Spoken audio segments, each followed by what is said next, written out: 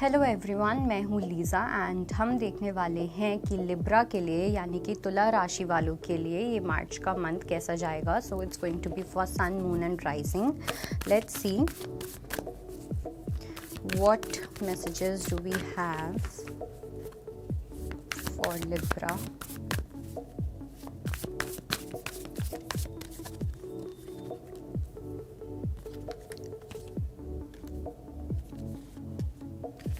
Okay सबसे पहली चीज़ तो ये कि ऐसा हो सकता है कि मार्च के मंथ में आपके पास कोई रीज़न होने वाला है सेलिब्रेशन का, या तो आपकी कोई पर्सनल विश है जो पूरी होने वाली है, या आपकी फैमिली में किसी की कोई एक ऐसी आपको न्यूज़ मिल सकती है जो कहीं ना कहीं गुड न्यूज़ होगी. And further parties and celebrations और ये सब चीज़ें काफ़ी ज़्यादा होती हुई दिख रही हैं. साथ में मुझे ऐसा भी लग रहा है कि अगर आपकी फैमिली में आपकी कोई विश थी, आप चाहते थे कि कुछ ऐसा हो जाए वैसा हो जाए, तो वहाँ पे या तो आपकी कोई स्टबनेस आ रही थी या किसी और की कोई स्टबनेस आ रही थी, या फिर आप कह सकते हो बहुत छोटा सा minor negative energy kind of thing, तो वो चीज़ भी कहीं ना कहीं एलिमिनेट होती हुई दिख रही है.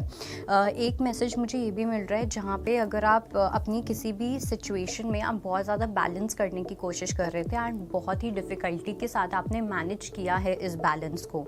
ओके कुछ लोगों के लिए ऐसा भी हो सकता है आप 3, 4, 5 सालों से कुछ ना कुछ बैलेंस कर रहे थे. आपके फाइनेंसेस हो सकते हैं, आपका बजटिंग हो सकता है, कुछ ना कुछ ऐसा है जो आप काफ़ी ज़्यादा सोच समझ के आप कर रहे थे, बैलेंस करके, बैलेंस को मेंटेन करके, इस टाइप की एक एनर्जी लग रही है. तो फाइनली वो बैलेंस अब आप रिलीज़ करते हुए दिख रहे हो.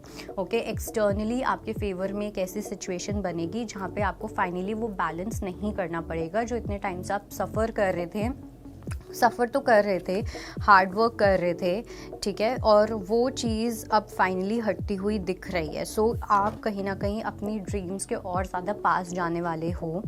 Alright, let's see. कुछ लोगों के लिए कोई पर्सन भी हो सकते हैं जहाँ पे जब मैंने बोला कि आप अपने ड्रीम्स के पास जाने वाले हो, ऐसा हो सकता है कि आपने कहीं ना कहीं एक काफ़ी प्रे की है, आपने मन्नत टाइप्स कुछ मांगी है भगवान से किसी पर्सन को लेके, तो उसके अंदर भी मुझे एक शिफ्ट आता हुआ दिख रहा है. लेट्स सी कि क्या थीम होगा लिब्रा के लिए.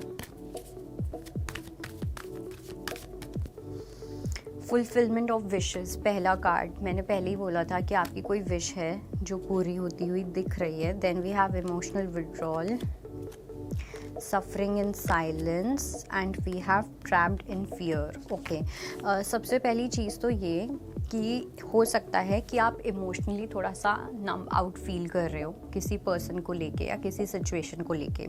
इमोशनली आप और ज़्यादा अपने आप को विड्रॉ करते जा रहे हो या करते जा रहे थे. ओके साइलेंस में सफ़र करना, किसी को बताना नहीं, अब कोई प्रॉब्लम चल रही है तो खुद ही झेलते रहना, किसी को एक्सप्रेस ना कर पाना, वेंट आउट ना कर पाना, एक एक्सटर्नल सपोर्ट ना मिलना. ओके अगर आपने कोशिश भी की है कि किसी से आप सपोर्ट लो, तो तब भी कहीं ना कहीं कोई एक अंदर एक फियर था जो आपको रोक देता था किसी से कोई हेल्प लेने के लिए. अपने अंदर ही अंदर घुटते रहना, सफोकेटेड फील करना, ठीक है. हो सकता है आप में से कुछ लोगों को माइग्रेन पेन्स स्टार्ट हो गए हों. ओके कुछ लोगों को नी पेन हो सकता है कि बहुत ज़्यादा हो रहा हो. सो इस टाइप की एक मुझे एनर्जी लग रही है जो कहीं ना कहीं, और यहाँ पे वो भी बन रहा है मतलब पैटर्न भी बन रहा है विच इज़ 9898 9898 बार बार इसमें रिपीट हो रहा है. So it's 9898 like this. So ये भी हो सकता है कि या तो आप 9 आपके लिए इम्पॉर्टेंट नंबर है, 8 आपके लिए इम्पॉर्टेंट नंबर है, 1998 और 1989 कुड बी इम्पॉर्टेंट, ठीक है. हो सकता है इन दो डेट्स के बीच में आप कहीं पैदा हुए हो या something of that sort. Okay so you will be able to connect better. तो वो चीज़ एक मुझे लग रही है. ये जिस भी चीज़ के लिए आपने इतना सफ़र किया है, ये कहीं ना कहीं एक विश के लिए किया है, और हो सकता है कि अभी भी आपके फाइनल टेस्ट हों in the month of March. Okay first 3 weeks I would say कि और ज़्यादा जो टेस्ट हैं वो इंक्रीज़ हो सकते हैं, एंड देन जाके यूनिवर्स एक फ़ाइनल कॉल या फाइनल जजमेंट लगाएंगे to give you this wish of yours, to grant you this wish of yours. Okay, let's see कि angels की साइड से क्या मैसेज है.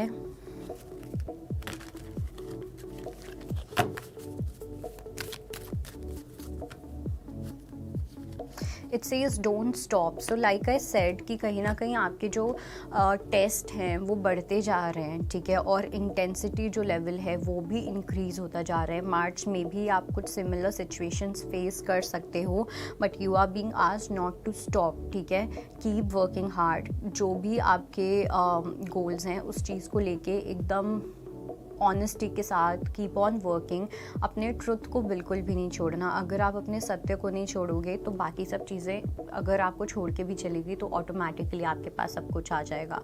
Okay, so that is it. Because इसके पीछे एक स्टोरी भी है, सत्य और धर्म वाली जो स्टोरी है, आप गूगल कर सकते हो, आपको मिल जाएगी.